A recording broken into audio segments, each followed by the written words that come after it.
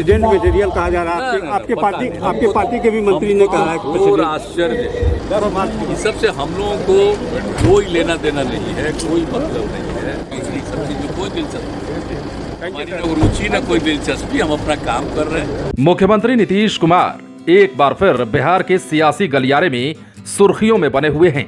इस बार PM material को लेकर या कास्ट सेंसस को लेकर नहीं है, बल्कि वे प्रेसिडेंट मटेरियल को लेकर हैं। दरअसल उस समय बिहार का सियासी गलियारा गर्मा गया जब मीडिया से लेकर सोशल मीडिया तक में नीतीश कुमार की खबर चलने लगी।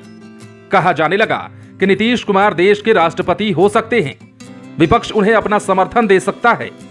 इसे लेकर अटकलें तेज हो गई। बिहार में विपक्ष के नेता भी पॉजिटिव बयान देने लगे, लेकिन बीजेपी ने इस पर चुप्पी साध ली है। इस पर सीधा जवाब देने से बीजेपी के नेता बचने लगे।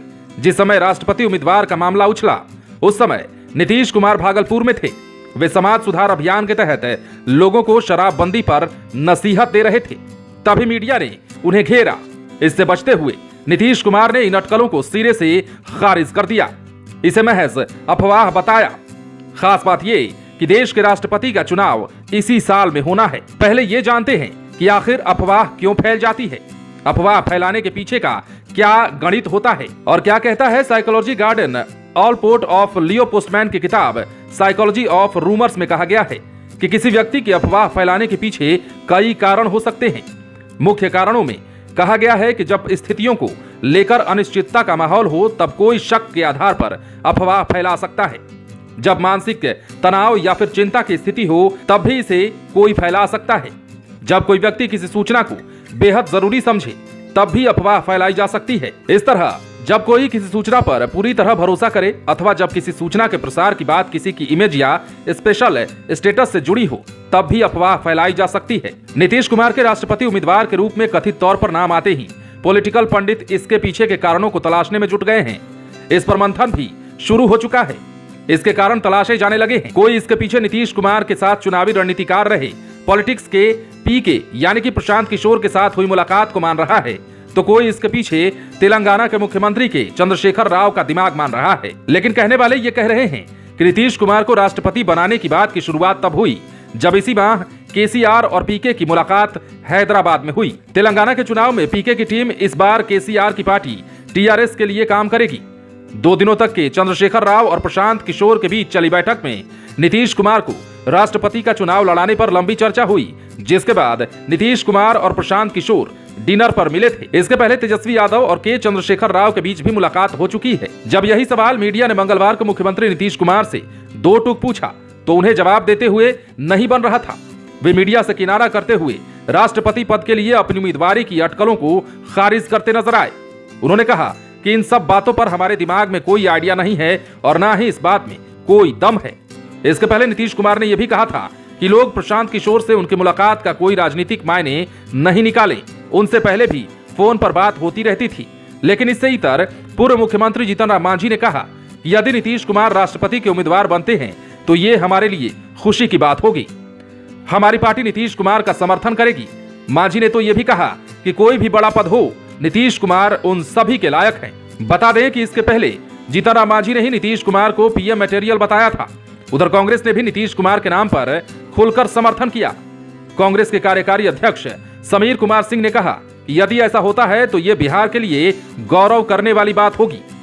वहीं बिहार सरकार में शामिल और मुख्यमंत्री नीतीश कुमार के काफी करीबी मंत्री श्रवण कुमार ने भी कहा, यह स्वाभाविक है कि नीतीश कुमार के बारे में इस तरह की चर्चा हो।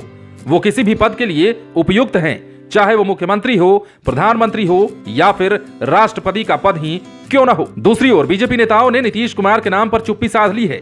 बीजेपी के कद्दावर नेता और उप मुख्यमंत्री तारकिशोर प्रसाद ने बहुत कुरेदने पर मीडिया को बस इतना कहा कि अभी प्रेसिडेंट पद के लिए कोई वैकेंसी नहीं है।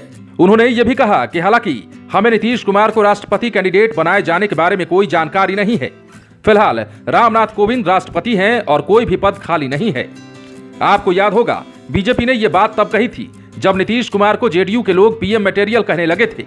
जेडीयू की मीटिंग में भी कहा गया था कि भले ही नीतीश कुमार पीएम के उम्मीदवार नहीं हैं, लेकिन उनमें प्रधानमंत्री बनने की सारी काबिलियत है। तब बीजेपी के नेताओं ने एक झटके में कह दिया था कि देश में अभी 2024 तक पीएम पद की कोई वैकेंसी नहीं है। दरअसल ये सियासी चिंगारी पहले महाराष्ट्र ने पकड़ी। महाराष्ट्र सरकार में शामिल मंत्री और राष्ट्रवादी कांग्रेस पार्टी के प्रवक्ता नवाब मलिक ने कहा, अगले राष्ट्रपति के लिए चुनाव में विपक्ष के उम्मीदवार पर फैसला विभिन्न राजनीतिक दलों द्वारा सामूहिक रूप से लिया जाएगा और बिहार के मुख्यमंत्री नीतीश कुमार के नाम पर विचार किया जा सकता है। उन्होंने ये भी कहा है कि नीतीश कुमार राष्ट्रपति पद के उम्मीदवार तभी होंगे जब उनकी पार्टी जेडीयू अपना रिश्ता नाता बीजेपी से तोड़ लेगी। उन्होंने ये भी कहा कि नीतीश कुमार को बीजेपी से नाता तोड़ भी लेना चाहिए। खास बात ये कि यह मामला तब आया जब कई मुद्दों पर बीजेपी और जदयू में तनातनी चल रही है। जातीय जनगणना से लेकर विशेष राज्य के दर्जे तक पर वार पलटवार इन दिनों चल रहा है। बीजेपी की सुस्ती के कारण ही कास्ट सेंसस का मुद्दा फरिया नहीं रहा है, जबकि स्पेशल स्टेटस की मांग करते करते नीतीश कुमार और उनकी पार्टी के नेता थक चुके हैं। ऐसे में मामला जो भी हो, लेकिन एक बार फिर से बिहार से लेकर दिल्ली और महाराष्ट्र तक नीतीश कुमार के नाम का डंका बजने लगा है। प्रधानमंत्री नरेंद्र मोदी ने पहले ही कह दिया है कि राम मनोहर लोहिया और जॉर्ज फर्नांडिस के बाद सबसे बड़े समाजवादी नेता नीतीश कुमार हैं। इनका भी लोहिया और जॉर्ज फर्नांडिस की तरह राजनीति में कोई परिवार नहीं है। पिछले दिनों प्रधानमंत्री मोदी ने बोलते हुए नीतीश कुमार के लिए कहा था कि नीतीश बाबू का परिवार कहीं राजनीति में सक्रिय है क्या, लेकिन सियासी गलियारे में नया मामला प्रेसिडेंट की उम्मीदवारी का सामने आ गया है। नीतीश कुमार के नाम पर बिहार में सियासत खूब चल रही है। उन्हें लेकर तरह तरह के बयान भी दिए जा रहे हैं, चाहे वो विपक्ष की बात कर लें या फिर नीतीश कुमार के समर्थकों की। लगातार बिहार में नीतीश कुमार को प्रधानमंत्री मटेरियल बताते बताते अब नेता जो हैं वो उन्हें राष्ट्रपति पद के उम्मीदवार भी बताने लगे हैं। नीतीश कुमार ने इस मामले को खारिज किया है, लेकिन संभावनाओं से कभी इनकार नहीं किया जा सकता, क्योंकि आप जानते हैं कि सियासत उस ऊंट की तरह है जो कब किस करवट बैठेगा कोई नहीं जानता है। और ये भी देखिए कि नीतीश कुमार इस पर आगे क्या कुछ प्रतिक्रिया देते हैं, क्योंकि बिहार में तो राजनीतिक रूप से नीतीश कुमार को लेकर ही लगातार सुर्खियां बनाई जा रही हैं और ये कहा जा रहा है कि प्रधानमंत्री मटेरियल नीतीश कुमार अब राष्ट्रपति पद के उम्मीदवार भी हो रहे हैं या हो सकते हैं या फिर हो जाएंगे। ये तरह तरह के बयान जो है बिहार की सियासत से निकलकर सामने आ रहे हैं। जहां नीतीश कुमार की पार्टी के नेता उन्हें इस बात के लिए समर्थन दे रहे हैं, तो वहीं विपक्ष के नेता भी सकारात्मक जवाब देकर इस मामले को तूल दे रहे हैं, जबकि नीतीश कुमार खुद कह रहे हैं कि इन सब बातों का कोई आधार नहीं है। बहरहाल देखना यह होगा कि जिस बात का कोई आधार नहीं वो बात कहां तक जाकर खत्म होती है, क्योंकि ये बिहार है और बिहार की सियासत में जब बात निकलती है तो दूर तलक जाती है। बहरहाल यही कहेंगे कि राजनीति संभावनाओं का खेल है। क्रिकेट की तरह इसमें भी सब कुछ संभव है, लेकिन हम तो यही कह सकते हैं कि इब्तदा ए पॉलिटिक्स में रोता है क्या, आगे आगे देखिए होता है क्या।